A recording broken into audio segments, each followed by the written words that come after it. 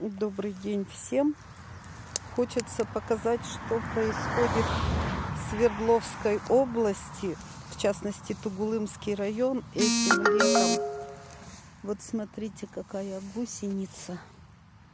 Камера, к сожалению, не очень. Как ее показать-то? Вот она.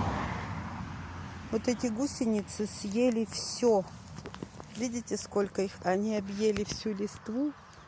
Березы стоят вон совершенно голые. Видите, такое впечатление, что лес вот либо очень ранняя весна, либо поздняя осень. Трава зеленая, свеженькая, лето. Траву они, видимо, не едят. Елки они тоже не съели, они сожрали все.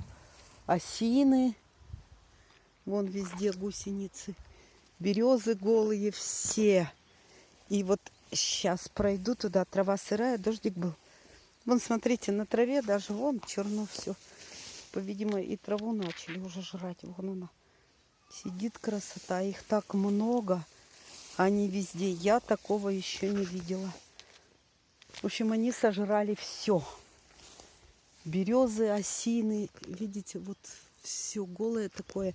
Но в прошлом году, говорят, в Тюменской области, в каком-то районе была такая же ситуация. Листья, говорит, потом отросли. Вот, смотрите, вот они везде. Это просто какое-то стихийное бедствие. А вот, видите, вот они что-то вот строят, вот это вот. И вот все ивы придорожные вот в таких соплях белых, что ли.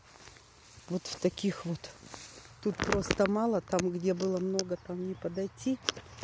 В общем, вот. Ну и дальше, если деревья действительно покроются листьями, очень бы этого хотелось. Сниму, покажу, сообщу. Комаров много. Видите, вот они везде. Вон она, эта гусеница. Везде, вон тут